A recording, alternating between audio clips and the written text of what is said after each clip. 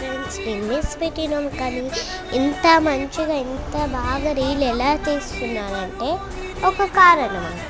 ఎలా అంటే ఫస్ట్ ఇది ఒక్క ప్రోడక్ట్ వల్ల మనకి పెద్ద వ్యూస్ లాగా వచ్చేటట్టు మనం ఈజీగా చేయవచ్చు.